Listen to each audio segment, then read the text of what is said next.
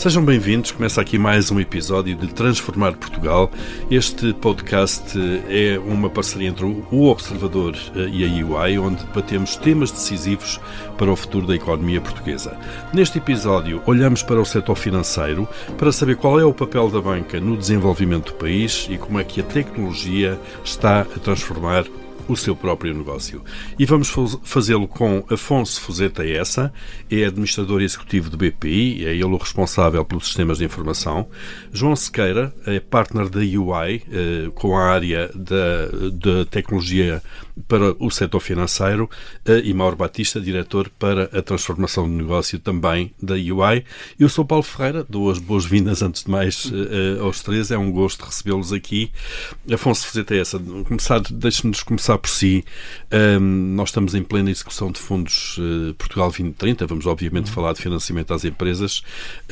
Há uma forte dinâmica também de garantias dadas pelo Banco Português de Fomento. Como é que a banca comercial, como o BPI, trabalha de facto para garantir que o dinheiro chega onde realmente gera mais valor e mais produtividade na economia portuguesa? Paulo, uma excelente questão. Temos assistido a uma enorme dinâmica realmente do Banco Português de Fomento. Virámos a página nessa instituição com enorme sucesso ao longo dos últimos meses, e do lado dos bancos acho que também temos feito o nosso papel, e o nosso papel é utilizarmos a nossa capilaridade, estarmos próximos do tecido empresarial para garantir que muitos projetos que os empresários, seja de pequenas, médias ou grandes empresas ao longo deste país fora, têm acesso aos fundos em tempo, que participamos não só nesta parte de divulgação de que estes fundos existem, que é uma parte muito importante e que muitas vezes menosprezamos, numa segunda que somos sellers a processar as candidaturas e a ajudar nessa parte mais burocrática, chamemos-lhe assim, e depois numa terceira a apoiar no desembolso e em tudo o que é a vida das empresas, e portanto acho que essa simbiose tem funcionado muito bem. Claro que pode funcionar melhor, mas cá estamos para isso. Muito bem. João Sequeira, a EY é um posto de observação por excelência da economia portuguesa, das empresas, tem o pulso ao tecido empresarial português, sobretudo das maiores empresas, muitas delas trabalham convosco. Vocês sentem que de facto as nossas empresas olham para os bancos como parceiros também de processos de transformação? Ou ainda há um bocadinho aquela visão, o banco é para fornecer crédito, muitas vezes apoiar a tesouraria até quando é preciso? Exato. Não, eu acho que temos a ver uma mudança estrutural nos últimos tempos, e um bocadinho aquilo que o Afonso está a dizer. Antigamente via-se muito os bancos como financiadores, eu preciso aumentar a minha tesouraria, e, portanto, mas acho que há uma mudança, não só pela transformação, pela inovação, pela rapidez com que as coisas estão a acontecer, mas eu acho que principalmente pela complexidade que acaba por existir. Como o próprio Afonso disse, existe aqui a necessidade agora de apoios nas candidaturas do Portugal 2030, nos apoios e a relação com o Banco de Fomento, e acho que cada vez mais as empresas procuram os bancos como parceiros para transformação. Eu acho que hoje em dia nós olhamos e vemos que o capital ele está disponível, os bancos estão capitalizados, existem fundos de investimento. Acho que é preciso agora, até mesmo para a própria inovação do país e o crescer da competitividade portuguesa, que haja esta simbiose, esta parceria entre os bancos, que trazem o capital, que conhecem os processos, conhecem as cadeias de valor e conhecem os setores, trabalharem cada vez mais com as empresas para como é que eu vou transformar o meu banco, como é que eu vou transformar a minha empresa, claro. Como é que eu vou transformar e como é que o banco pode fazer parte disso? Exatamente, claro. Ou seja, e é aqui esta simbiose que eu acho que está a mudar, e vemos as empresas cada vez mais a procurar os bancos como parceiros. Claro, e isso implica provavelmente também mais exigência da parte dos bancos. Mauro Batista, aliás, as grandes empresas, os grandes grupos portugueses, não serão muitos, mas alguns têm acesso ao mercado global, ou pelo menos europeu, de financiamento, um mercado financeiro europeu, sobretudo no contexto da moeda única, e têm financiamento alternativo em relação àquilo que é a banca que opera diretamente em Portugal. Nesse sentido, qual é o valor acrescentado da banca portuguesa tem, não é? Claro. Nesse contexto. Portanto, acho que a minha resposta também vai um bocadinho de encontro àquilo que o Afonso e o João mencionaram. Efetivamente existem mais alternativas de financiamento, é inegável. Por outro lado, as decisões que as empresas hoje atravessam e têm a tomar não é apenas sobre financiamento. Se nós pensarmos que uma empresa, quando quer crescer, pode pensar em crescer organicamente ou por aquisição, que tem que pensar de alguma maneira se financia para se transformar digitalmente ou não. Se está, por exemplo, a gerir o seu risco de acordo com aquilo que é viável e que até se o faz de forma prudente face àquilo que é a instabilidade geopolítica. Portanto, quando nós olhamos para tudo isto, são mais do que decisões financeiras, não é? Portanto, importa ter como parceiro quem compreenda efetivamente o meu setor, o meu negócio, que compreenda o país onde eu estou inserido, e acho que ninguém consegue fazer isso melhor do que a banca portuguesa. Portanto, o capital por si só parece estar a tornar uma commodity, e o que verdadeiramente diferencia é o conhecimento que existe. E eu acho que, face a todos estes desafios, é muito difícil estas empresas terem estes diversos domínios de conhecimento dentro dos seus quadros, e aí ninguém melhor que os bancos portugueses para os poderem ajudar e serem efetivamente parceiros estratégicos. Claro, um primado de Afonso, de relação de mais de longo prazo do que... Não, eu só acrescentar aí uma... obrigado aqui aos meus colegas de painel pelos comentários lisonjeiros para a banca portuguesa. Não, mas o mercado financeiro ou o mercado bancário, especialmente na Europa, continua a ser muito multidoméstico. O que é que eu quero dizer com isto? O conhecimento local, o saber o que é o tecido empresarial, conhecer as características das regiões, por muito pequeno que um país seja, cada região é uma região, cada setor é um setor, e, portanto, esta proximidade que os bancos conseguem trazer, e proximidade aqui falo até para lá do digital, portanto, que continua a ser importante. Continuamos todos a gostar de falar com pessoas, claro. ainda estamos nessa fase, para no futuro, com reuniões presenciais, que são importantes e têm o seu papel e que constroem muita confiança, e, portanto, os bancos sim têm uma... espero que e sei que os nossos clientes nos veem como muito mais do que apenas fornecedor de fundos e de dinheiro, e, portanto, claro, o relacionamento é muito maior do que esse, e que obviamente isso é benéfico para ambas as partes. Claro. Afonso, ainda nessa questão do relacionamento, nós estamos a passar por uma fase em que as exigências ESG, portanto, se quisermos ambientais, sociais e de regras de boa governança, deixaram de ser uma coisa gira para se ter, o tal nice to have, e passaram a ser uma norma. Como é que vocês, banco, intervêm um pouco neste processo, no sentido até de levar a que as empresas compram de facto estas regras e a façam ao longo da cadeia de valor? Intervimos bastante. Até que grau devíamos ou não intervir, já não me cabe a mim comentar, mas a Europa, se calhar de todas as geografias do mundo, ou no espectro geopolítico, é quem levou mais a sério este tema da sustentabilidade, do ESG, como um todo, e o modo como a lei foi feita para fazermos, o enforcement, peço desculpa pela palavra em inglês, de tudo isto, foi muito via ao setor bancário. Ou seja, o caminho de longo prazo que estamos a desenhar é um caminho em que as empresas que não estão conforme com este género de regras, lá para a frente terão mais dificuldade a aceder a capital, seja ele financiamento bancário, claro, ou outro tipo de financiamento. Ou então vão tê-lo com condições menos boas. Ou vão tê-lo com, claro, condições menos boas e menos favoráveis. E, portanto, o que é que tem sido o caminho? Do lado da banca, preparar-se para tudo isto, e é um caminho que não é de menosprezar, a transformação que também isso pediu, e depois cabe-nos ajudar as empresas de forma proporcional, eu acho que essa parte aqui é uma palavra muito importante, a fazerem este caminho connosco, que é um caminho, como sabemos, tem altos e baixos. Às vezes estamos mais entusiasmados com o tema, outras vezes estamos menos. O contexto geopolítico aí também tem a sua importância, mas que é um caminho sem retorno, e que as economias todas vão ter que a que velocidade podemos discutir, mas que vão ter que fazer, e à banca cabe aqui um papel muito importante de poder ajudar as empresas a fazer este caminho, outra vez aqui a ser este parceiro de confiança, e pronto, como também se alinharam os incentivos para que as empresas tenham que participar também, acho que é um caminho que vamos fazer em conjunto. Em conjunto. João Sequeira, entrando aqui agora numa área mais tecnológica, se quisermos, nós sabemos que a inteligência artificial e a automação neste momento são absolutamente críticos, caminhos críticos para manter a competitividade. A grande questão é se o setor financeiro está preparado para financiar ou deixar de financiar tantos projetos, se quisermos, de ativos corpóreos, de fábrica, de chão, e passar a financiar mais software, mais ativos mais intangíveis, propriedade intelectual, que têm muito a ver com este mundo, não é? E conseguir avaliá-los também.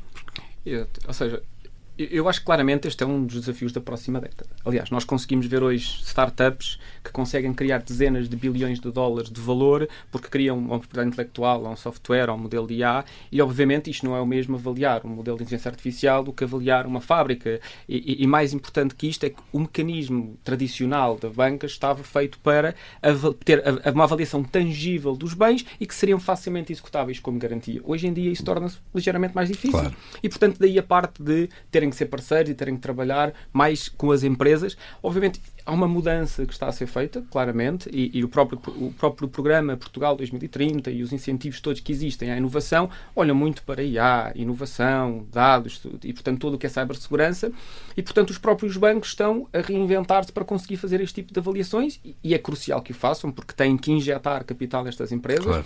É importante, e se olharmos, o nível de produtividade de Portugal está muito abaixo daquilo que é a média da União Europeia, e precisamos desta inovação, e a banca tem um papel fundamental a tentar perceber como é que pode avaliar estes novos modelos, estes novos softwares, incentivar estas empresas a inovar mais e, portanto, precisam de capital para o fazer e, portanto, é preciso perceber como é que tudo isto se encaixa para aumentar a produtividade que é essencial que fazemos crescer em Portugal nos próximos 5, 6 anos para nos mantermos um país com alguma relevância na Europa. Claro, isso passa a ser fundamental. Mauro, ainda nesta linha, e nós sabemos que temos um tecido empresarial com forte peso de PMEs, pequenas e médias empresas, a partir do momento em que a importância destas ferramentas tecnológicas acelera, nós não podemos correr o risco, de alguma forma, de criar um gap maior entre a capacidade das grandes empresas, que têm capacidade de inovação para recrutar os melhores e por aí fora, e as PMEs com uma estrutura mais débil para acompanhar o passo. É uma boa pergunta. E eu aí, como qualquer boa pergunta, se calhar começo já com um depende, não é? Eu acho que depende essencialmente... Bom consultor. Exato. Depende essencialmente de quem a gere, não é? Porque a história da tecnologia ensina-nos, acho que a todos, algo que é a tecnologia tende efetivamente a concentrar valor, não é? Veja-se o mais do que repetido exemplo da Amazon e o que fez num setor que era tipicamente tradicional, não é? Transformou por completo, e aqueles que estavam no mercado do comércio. Começou pelas livrarias, não é? Claro. Exatamente, começou pelas livrarias. Portanto, algo que estava tão tradicionalmente estabelecido, de repente levou com uma revolução brutal. Portanto, e o que dá a ideia de que quem não tenta ou quem não vai atrás fica efetivamente para trás, por assim dizer. Claro. Por outro lado, a boa notícia é que hoje a tecnologia está bastante democratizada, não é? Portanto, as empresas que hoje decidam investir não precisam de passar pelaquela jornada que foi típica dos bancos, de diversas formas de digitalização e de ir automatizando os seus processos pouco a pouco e usar as tecnologias quase como ferramenta. Eles não precisam de aceder a isso, né? Portanto, a inteligência artificial, a cloud, está tudo mais acessível, e nós não acreditamos que o valor de entrada, por assim dizer, o valor de investimento seja assim, por si só uma desculpa. O verdadeiro desafio continua a ser como é que eu o utilizo, como é que eu redefino como é que eu repenso a minha forma de trabalhar e a minha operação. Claro. Portanto, aqui é que para mim continua a ser aquilo que é o maior desafio destas PMEs. Portanto, a abordagem estratégica é que se faz perante isso, não é? Das empresas. Exatamente. Claro. Exatamente. Claro. O que fazer com isto? Afonso, você tem essa. Agora, olhando para a operação do BPI, para as prioridades tecnológicas do banco, quais são as vossas, nomeadamente aqui na introdução da inteligência artificial? Olha, respondo já a isso. Deixa-me só dizer uma coisa em relação ao financiamento da economia, desta nova economia, que eu acho que é uma parte fascinante. Dizer que nunca esquecer que eu acho que é uma coisa que não é repetida o suficiente. O principal dever dos bancos é proteger os depósitos dos seus clientes. Nunca nos podemos esquecer dessa parte. E, portanto, quando o banco empresta, não está a emprestar dinheiro dele, está a emprestar o nosso dinheiro, porque eu estou à espera que vocês sejam todos clientes do BPI. Mas pronto, brincadeiras à parte, o que o banco se deve preocupar acima de tudo é que quando faz um empréstimo que a empresa que o está a fazer tem forma de pagar E, portanto, claro, estamos a ver cumprir a obrigação, claro. se vai conseguir cumprir a obrigação. Depois entramos na parte que o João falou muito bem, dos ativos que podem estar a colateralizar isto, e aí sim o modelo bancário foi sempre muito mais pensado para a parte de ativos físicos do que para os intangíveis. O mundo é cada vez mais ativos intangíveis e isso é um caminho que a banca, como todas as indústrias, está obrigada a ir aprendendo e transformando. Indo para a nossa própria transformação, é um mundo de oportunidades. A inteligência artificial está muito longe de ser uma magia e uma coisa fácil em que chegamos e ligamos e tudo mudou. Tem aplicabilidade, eu diria que toda a nossa operativa. Onde é que nós estamos focados? Estamos obviamente focados nas partes em que podemos aumentar a qualidade de serviço para os nossos clientes. E o que é qualidade de serviço nos dias de hoje? É velocidade. Portanto, como é que eu consigo mudar processos, procedimentos, o que seja, para responder nesta velocidade a que estamos todos acostumados, seja banco ou outra indústria qualquer, de clicar numa coisa e tê-la disponível. E, portanto, temos a nossa transformação toda à volta desta ideia de velocidade, de como é que eu consigo servir melhor os meus clientes e mais rápido. E pronto, tem os seus desafios. Basta pensar a velocidade a que a banca se fazia há uma década e a velocidade a que se faz agora. Sim, não tem nada a ver. E, portanto, é uma... E as expectativas que temos do lado dos clientes, não nos esquecermos dessa. Sem dúvida. Deixa-me pegar nesse ponto, Mauro, novamente agora, porque a questão da relação da banca com os seus clientes, a relação de proximidade e até o contacto presencial vai-se perdendo, e os próprios clientes, acho eu que a maior parte das vezes querem tratar tudo a partir da app e do computador, como é evidente, mas de qualquer maneira, como é que a banca pode garantir essa proximidade do cliente num mundo que é cada vez mais à distância, não é? Certo. Já aqui falámos um bocadinho sobre isto, sobre a interação pessoal, e eu... O que me apraz dizer sobre este assunto é, a mim parece-me que efetivamente o conceito de proximidade mudou, não é? Portanto, nós todos, enfim, os meus pais, lembro-me perfeitamente que para terem um qualquer extrato bancário teriam que se dirigir ao balcão. Claro, e conheciam-se seguramente pelo nome do senhor da caixa. Claro. Se até essa simples interação obrigava a ir ao balcão, tudo o resto obrigava a ir ao balcão. E de tanto lá irem, que naturalmente as pessoas se conheciam e eventualmente até tomavam um café e passavam até a ser amigos.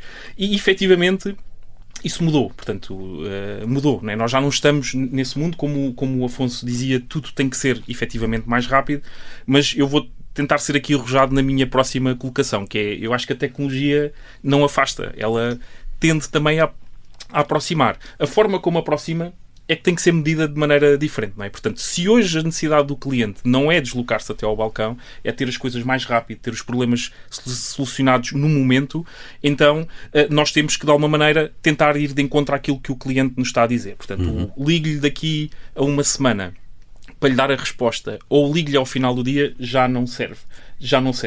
Deixa-me só 5 segundos sobre o assunto. Como nós costumamos pôr o problema internamente, eu acredito que a inteligência artificial nos vai permitir humanizar brutalmente o serviço. E é quase um paradoxo, não é?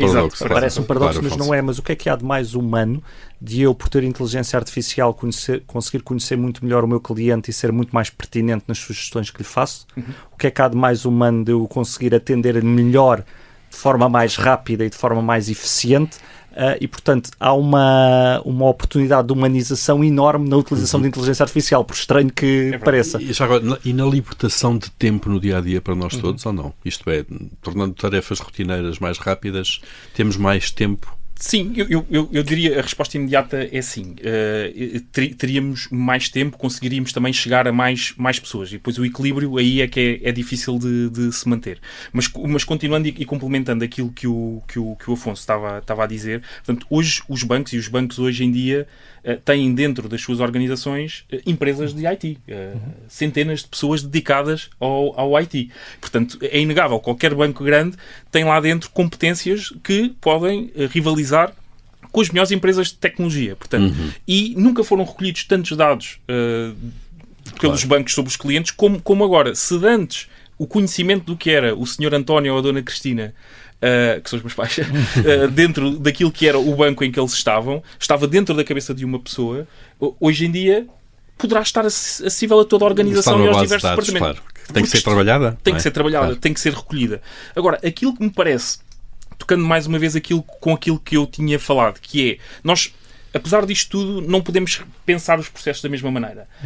Acho que há mesmo uma necessidade incrível de nós repensarmos a forma como operamos. Fez a Amazon, fez a Revolut, portanto, e os bancos terão que o fazer também, os bancos nacionais terão que o fazer também, para ir de encontro àquilo que é a proximidade, esta proximidade que o Afonso falava, claro, que é diferente daquela que nós conhecemos. E aquilo que eu acredito, que é, no futuro, nós vamos olhar muito mais por uma tendência de hiperpersonalização. O cliente vai querer um produto para ele, não é o produto para Portugal ou para, claro, a minha região. E começa a haver ferramentas para desenhar esse produto. E começa a haver potencialidade nas ferramentas para conseguirmos chegar lá. Não sei se concordas. Não, sem dúvida, e acho que está muito alinhado. Para retirar o verdadeiro valor de tudo isto, é um redesenho folha em branco, não é chegar ao que existe e embeber inteligência artificial. Isso traz um ganho incremental, não traz a transformação ou a revolução, o termo que queiramos utilizar, e sim, olhando para um mundo em que vamos ter uma disponibilidade de informação muito maior, uma capacidade muito mais fácil de trabalhar e oferecer uma coisa muito mais customizada para o cliente, claro, porque é também o que cada um de nós acaba por ser bombardeado no dia-a-dia com outros produtos com que contacta e como não na banca. Portanto, a pressão concorrencial aí fará o seu caminho também.